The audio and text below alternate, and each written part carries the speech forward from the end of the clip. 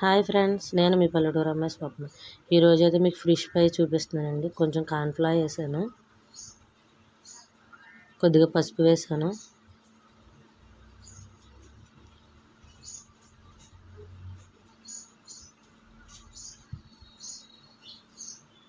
కారం,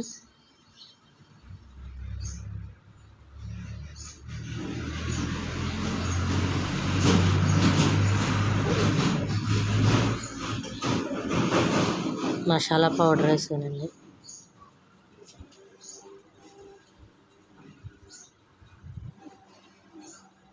కొంచెం మిరియాల పౌడర్ కూడా వేసి సాల్ట్ వేసాను, తగినంత సాల్ట్ వేసుకున్నాను.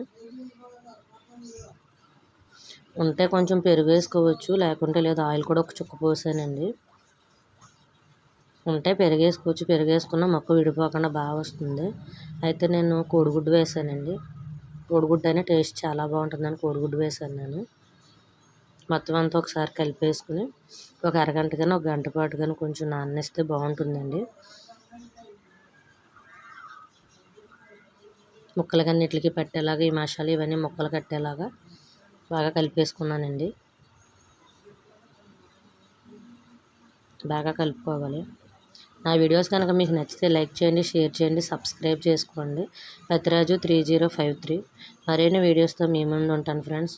నా వీడియోస్లో కానీ ఏమైనా తప్పులు ఉంటే కనుక దయచేసి బ్యాడ్ కామెంట్స్ అయితే పెట్టవద్దు ఫ్రెండ్స్.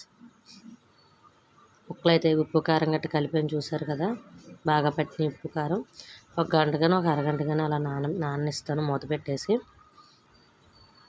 ఒక గంట నానాక ఫ్రై చేస్తున్నాను చూడండి ఫ్రెండ్స్.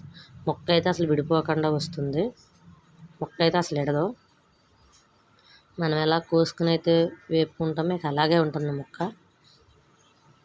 చూస్తున్నారు కదా.